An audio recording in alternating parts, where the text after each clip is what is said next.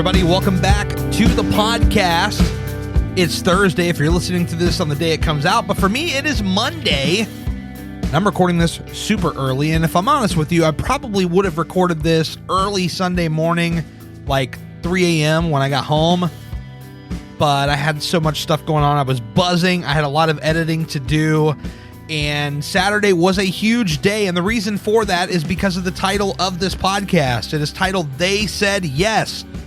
Who are they, and what do they say yes to? Well, stick around, and I'll tell you about it. But first of all, I just want to, again, thank you guys so much for being here. Those of you that have stuck with me through every podcast for however long you've been listening, whether you've been listening since the beginning, listening for a month, for a week. If you're a returning listener, thank you. I really appreciate it. Okay, so Saturday, I was in Baltimore, Maryland, going to see a band called Armor for Sleep. Now, Armor for Sleep is a band that they have been around, God, this would go back to, I want to say 2002, although there is a chance that I probably should have just pulled their wiki up, but there's a chance that maybe even 01, and maybe they just didn't get signed to like 02 or whatever. I don't know their entire full history. What I know is that I've known this band, or know of this band since at the very least 2003, but I think they predate that. First time I ever saw them was 2003 Skate and Surf Fest in Asbury Park, New Jersey. Skate and Surf Fest, man, let me tell you, as somebody who was a part of the early to mid 2000s quote unquote scene, which, you know, encapsulates punk, emo, indie, hardcore, wherever you fall into that spectrum, the Skate and Surf Fest for, I believe, 02, 03, 04, and I'm sure it's maybe even been around maybe before that, but I think 04 was the last year for the Skate and Surf, because then there was like Bamboozle, this whole other backstory. If you know me, I get long-winded, so I'm just going to spare you.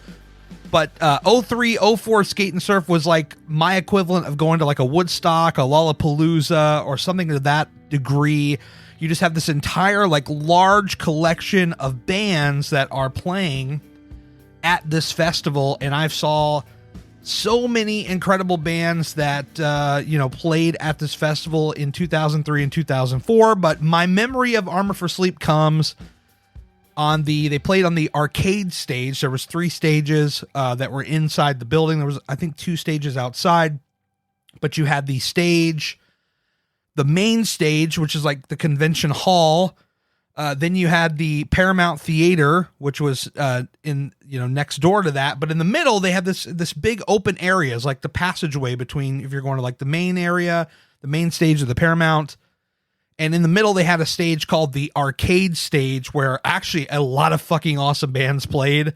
Fall Out Boy in 2003, before, Grand Theft Autumn exploded, and, was it Take This to Your Grave? Like, before all that just incredibly exploded, they were playing on this little ass arcade stage. I saw, who else did I see? The Reunion Show, Count the Stars. A lot of incredible bands on this arcade stage. But what I remember was Friday, and it was sometime in the evening before the sun had gone down, because the audio, the ambience, the experience, the lights, the sounds, all this stuff was perfect for these guys, because, the sun is starting to go down a little bit. You can kind of see the sun creeping through the window in between the buildings, and they're playing, and they're playing very, very well. A lot of energy, a lot of great sound. And it was just a memory. I don't know why that this was something that just stuck in my mind, other than this was a really cool band that I was seeing for the first time. I think I knew of exactly one of their songs, which was Dream to Make Believe. And yeah, it was just such an awesome memory. And I couldn't even tell you the whole set. I couldn't tell you everything they played, but I just remember I knew them for that song, but I remember them playing the song All Warm. And it was a cool vibe, which actually, when I saw them on Saturday, they didn't even play All Warm, which I was like low key bummed about, but that's all right. They played literally everything else that I would want to hear. So that was awesome. Now that I'm 5 minutes in, now that I've gone long-winded, now that I'm like super duper excited, as if you couldn't tell already, now we get to the part.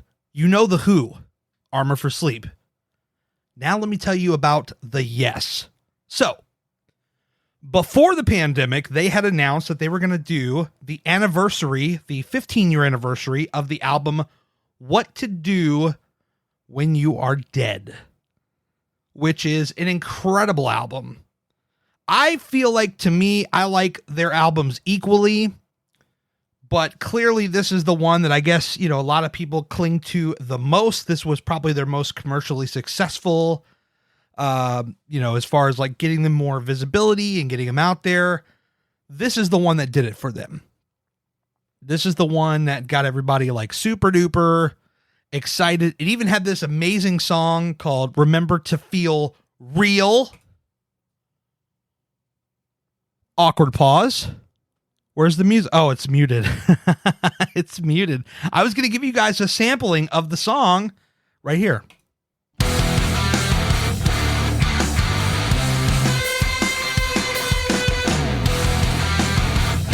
This riff is amazing, by the way. I love this.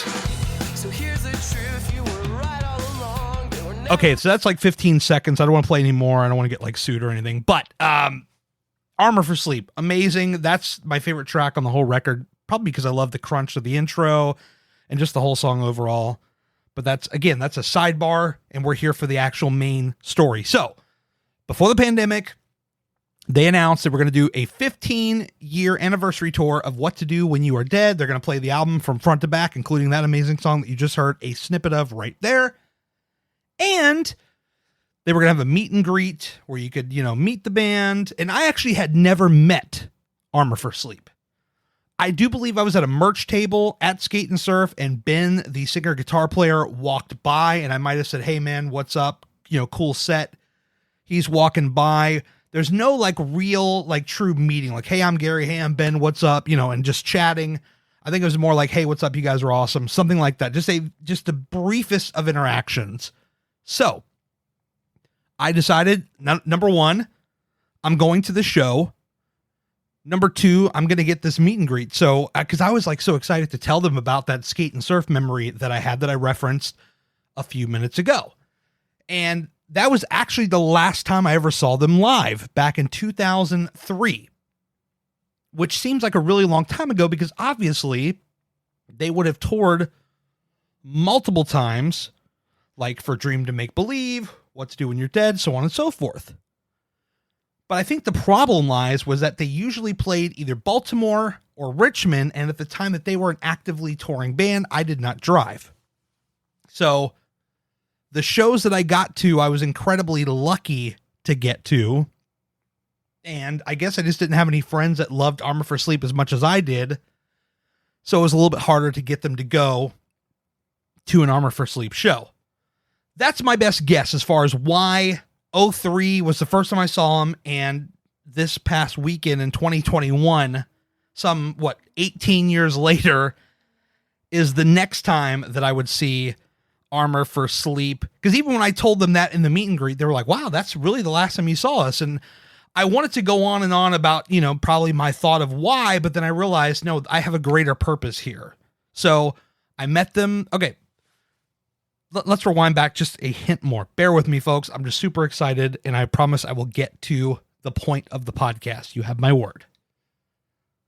Okay. As they started to ramp up this tour, and it was apparent that now, COVID happened. It's not over by any means necessary.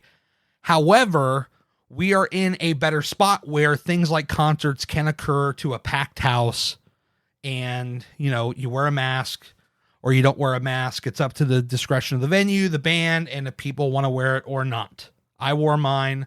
I'm not telling you what to do. I'm just telling you the situation. All right. So the tour is now happening, and they're posting all these really cool photos from the various tour dates that they are a part of. And I got this idea in my mind. What if I ask them, like, "Hey, can I take photos of your set?" Now, while my primary interest is video,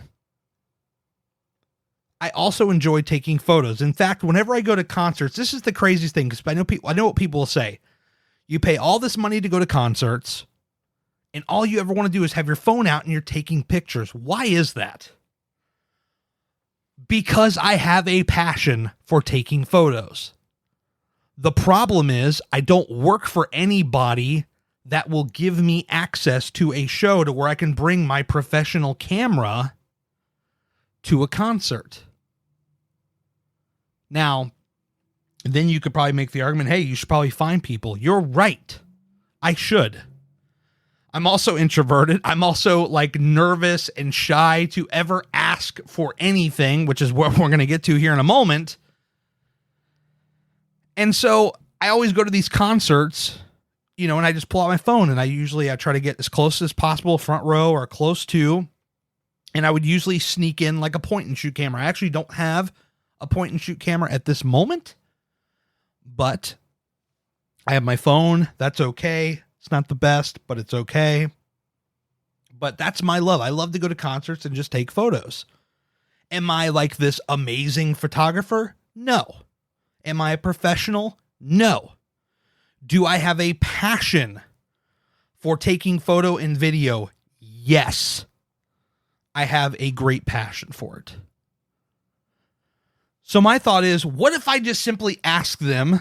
I'll DM them on Instagram. I see them posting other people's photos all the time of where they said, hey, this was a great show, such, and it's not even a credit thing, but it's just like, there are people taking photos of this band on their tour. Now, I'm sure they work for outlets or they know the band or what have you. I'm not connected. That's the problem with a lot of these things, especially in the music world or YouTube or whatever. Like, in many ways, you need to be connected somehow, right? So like Larry and I, we can make videos all day till we're blue in the face, and we've built up a pretty respectable following for the time that we've been going at this. And so in time, we're going to make those connections. But when it comes to like photo and shit like that, I have zero connections. So I'm just taking a shot at something that is not guaranteed.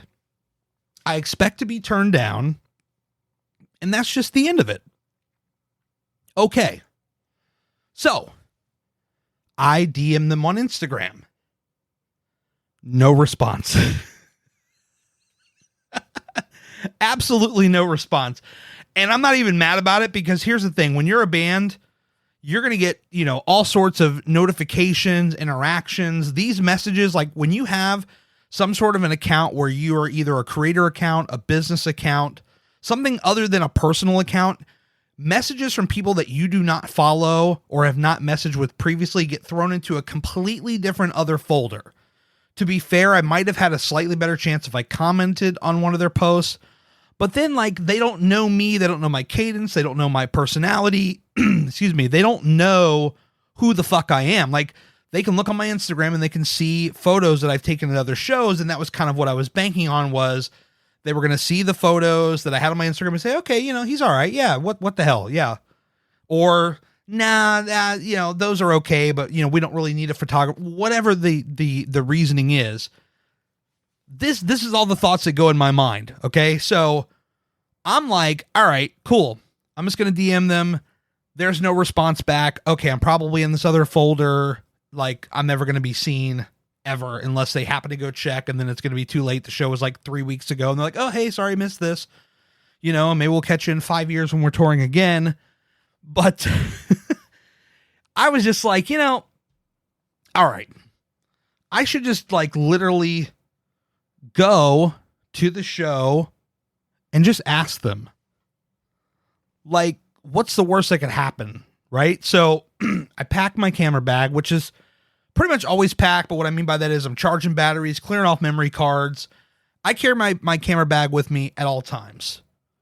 Like, it's on my back at all times, unless I'm at work and then it's sitting at my chair or my desk or whatever. But that bag is with me all the time, because you never want to miss out on an opportunity. So here we go. It's meet and greet time. I get there. They do the sound check. You know, they let us in, we do the sound check, and then they're saying, okay, we're going to go over by the merch table. We have some stuff to hand out, you know, as a goodie bag or whatever. I actually brought my copy of What to Do When You're Dead, the 2-disc edition, which has the DVD, which is like the making of the record and all this stuff. That's not really vital to the story, but I just felt like, you know, dropping that. It's kind of like a low-key Armor for Sleep fan type flex. But so I bring this CD along. They didn't even notice, by the way. It's totally fine. And I, you know, it's my turn. It's 2 or 3 people ahead of me, and then it's going to be my turn. And I'm already in my mind, I'm already backing out. I'm like, yeah, I could ask them, but what kind of dick am I? Like, you know, do they really want to deal with this? Like, you know, or are they just going to kind of play like the friendly? No, well, it's okay. You know, well, you know, I expected to get blown off here. Totally expected to get blown off. All right. So it's my turn to go. And in my mind, I'm like, no, fuck this. I kind of like did like this. There's like one person in front of me and they're talking. They're kind of in like a nice little conversation. And I kind of just have this moment where in my mind, I pull myself aside, grabbed myself by the collar and I said, no, you motherfucker, you are not going to pass up this opportunity. The band is right there and you have a chance to their face to ask them about this. You have that chance. You are not going to pass up on this opportunity, because if you do, it is going to haunt you. And to understand why I would even think like this or speak in such a way to myself, you have to understand me first. And that is that I am nervous. I am scared to literally try anything. Except for the YouTube, that I'm kind of comfortable with because it's just Larry and I. We know each other. We can pull out the cameras. We don't have to answer to nobody. We just make our videos. We upload them and boom, done. This is something where I have to ask someone else for permission for this opportunity. And when it comes to that kind of stuff, never done it. I could sit there on a bus with Chris Lane, one of the top country stars, which I did 6 years ago at a time where I was taking photos at every show with my phone and I had a semi-okay camera and I could have used that time and said, oh, by the way, I love taking photos. Is there a chance that I could take photos officially at one of your shows? I absolutely could have had that opportunity. Would I have been shot down? Maybe, because, you know, he is, you know, a big time country star. There are other people that I've had, you know, meet and greets with, like Dan and Shay, Thomas Rhett, Brett Eldridge, mostly country guys. That's mostly what I listen to in the present day, although I listen to everything. At any point on any of these meet and greets, I could have just flat out asked these guys on the spot, hey, I love taking photos at shows. I have a camera. Could I take photos of your show? You know, I'll give you all the photos. I don't want to be paid for it. I just want the access. I just want the permission to take photos. Not even access. Like, I'm not even talking like going backstage, hanging out with the band. None of that. I'm not asking for any of that. I just want that barrier removed that says you cannot bring a pro camera in here. I want to be able to bring in my pro camera and take photos of the band, and I will give those photos to said band in this time where I'm kind of just figuring my shit out. Like, I'm not the greatest photographer on planet freaking Earth, but you put a camera in my hand and I can be ultra dangerous. I can take some amazing photos, or what I think is amazing to my style. So I'm not looking for like new best friends. I mean, it'd be cool, but I'm not looking to like go backstage. I'm not looking to hang out on the side of the stage and all that. Be cool with the band. No, I want to take photos. Or if they said, hey, we need video, I would love to do that too. That would be amazing. Primarily video is my thing, but I also will do photos.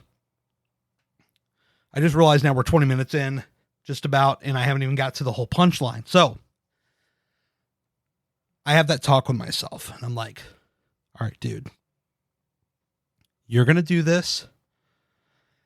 There is a pretty good likelihood they'll probably say no. They don't know you. They don't know your work. I actually had my portfolio of photos pulled up on my phone already ready to go. So they said, oh yeah, well, what's some of your photos?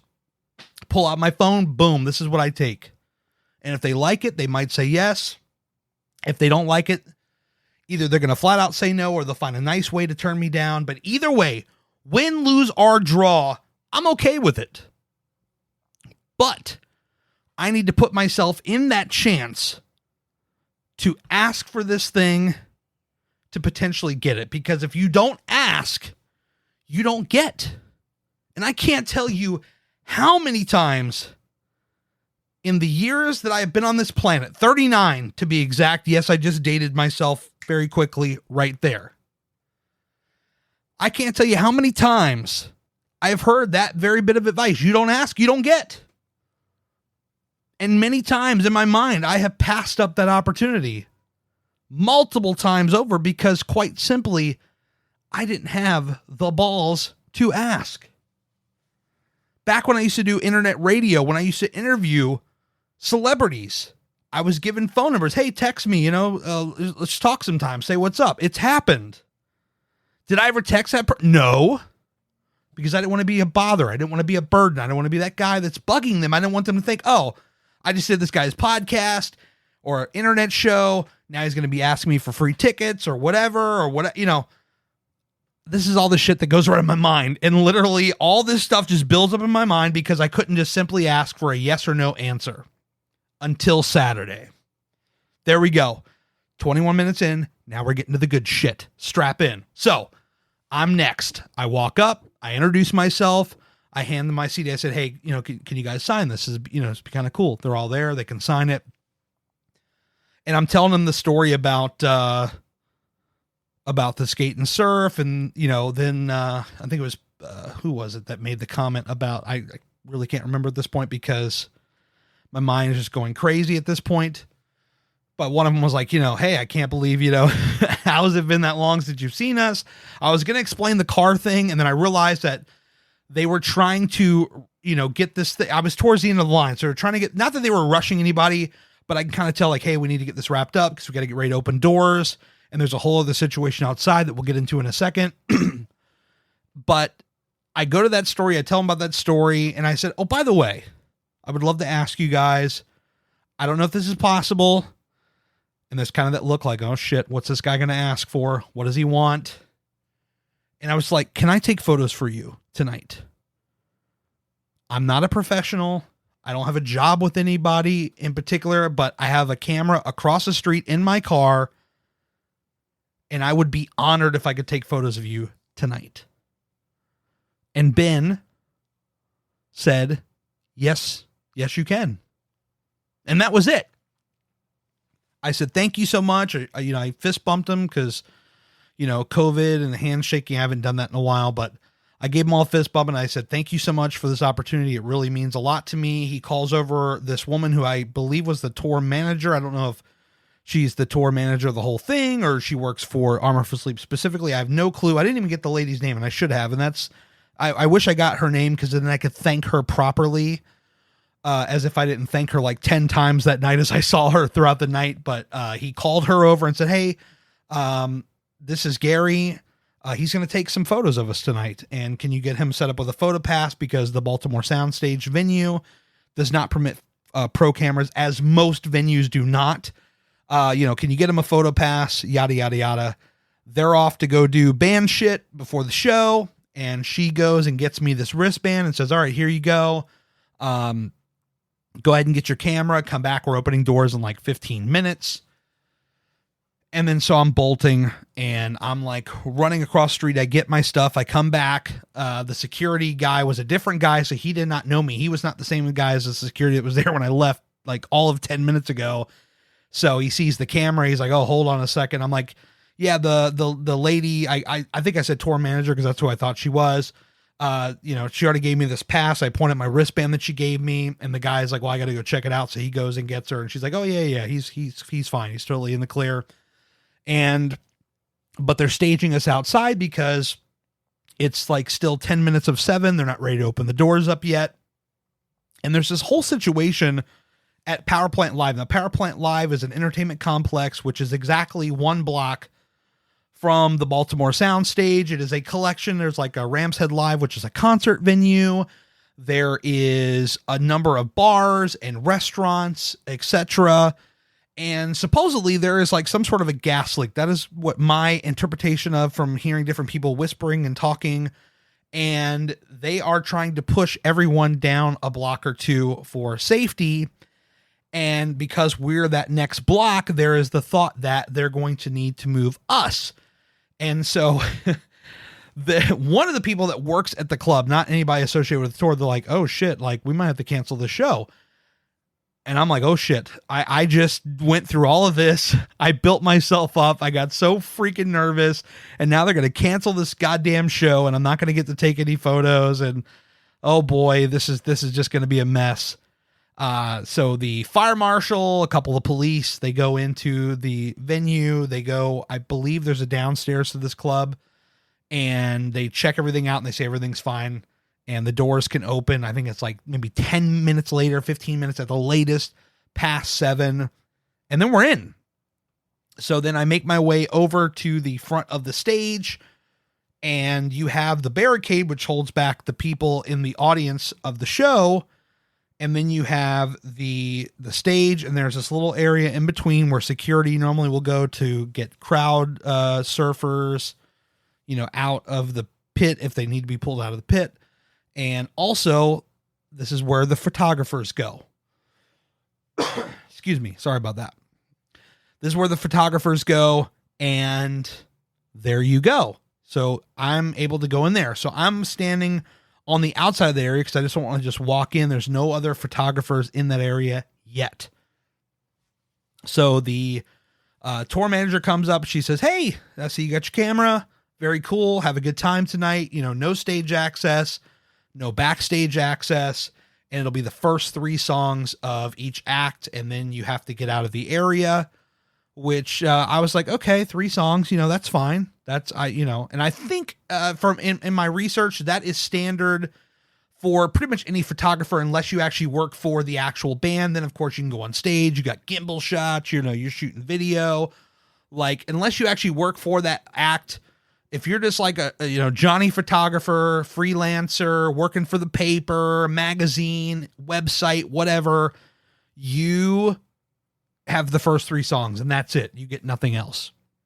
Okay. I can work with that. Again, I said, thank you so much. Appreciate the opportunity. And I'm waiting for the first band. And I will tell you this, 3 songs, even if they're like 3 or 4 minute songs, let's just say it's 12 minutes, right? Let's just say it's 12 minutes.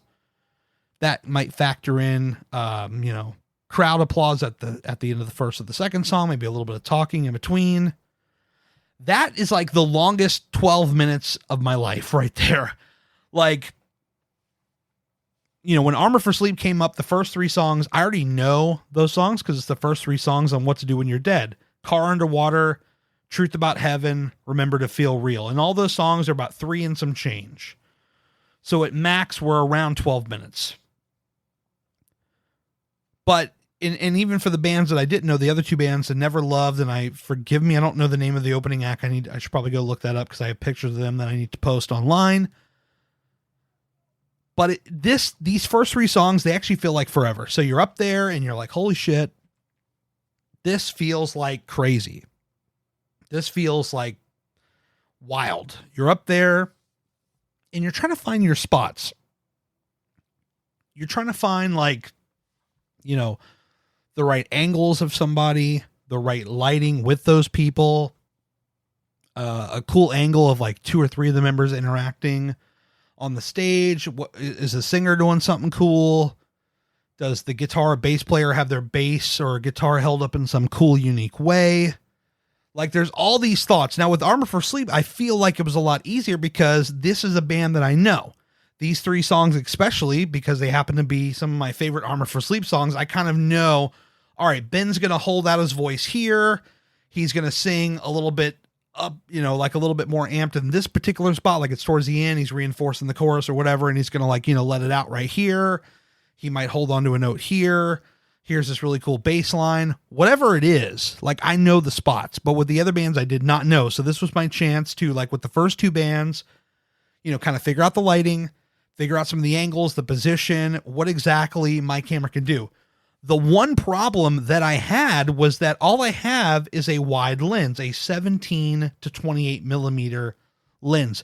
That's all I have on me. There is an 85 millimeter lens, which probably would have been really fucking awesome for some portrait shots at the show, but I did not have that on me. It was sitting on my A7 III at home, and I used my A7S III at this show because I was like, well, the A7S III has the better low light capabilities, and because I have an f2.8 aperture lens, I was like, okay, let me go with the one where I can crank the ISO a little bit and get away with a lot more. And if you don't know Photo Talk, I'm really sorry to like really get in the weeds with it, but I think ideally, you know, I have to have an ultra wide lens for the Gary and Larry Edible Adventures YouTube channel, because usually we're filming in a car or somewhere where we need the camera to be in close range, but it's a wide background. So like, you know, if somebody runs up and decides to grab the camera, it's within hand's reach. I can grab that motherfucker and yank it back. Like, you ain't getting my camera. All right.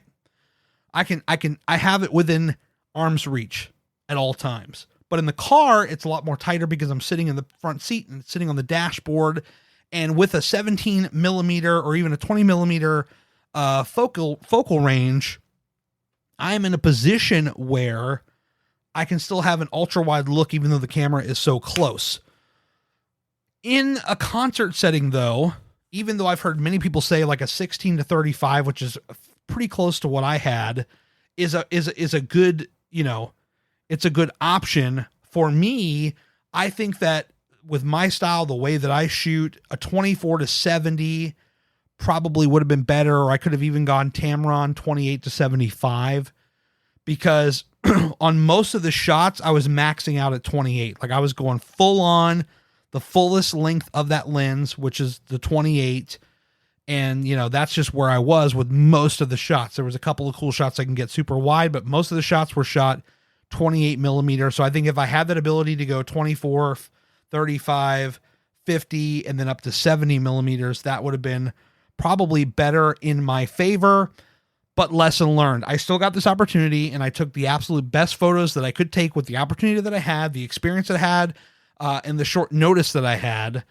And the fact that this is the first concert I've gone to since 2020, January of 2020. Okay, so my photo taking abilities, even as far as taking photos at concerts, it's been like over a year and a half since I've had this opportunity. But now I know. So now I know, okay, Gary, in your budget, you need to save up for a 24 to 70 or a 28 to 75 millimeter so that you have more room to breathe when it comes to taking these photos. But other than that, I have the camera I want, the dream camera that I want. And probably most importantly, as I've now gone 33 minutes, it's probably the longest podcast I've done all year long. But more importantly is that I took this chance. I took this opportunity that was right in front of me. I could have easily backed out like I've done just about every single other time. And I could have just easily just backed away and said, nope, I'm not going to do this. I'm just going to shake their hand, tell them how much I love their band, and go and enjoy this show from the front row and have a great time. What happened instead was I had this opportunity because I simply asked them a yes or no question. They gave me a yes. They gave me a chance to take the abilities that I know and apply them in this setting with a band that I love.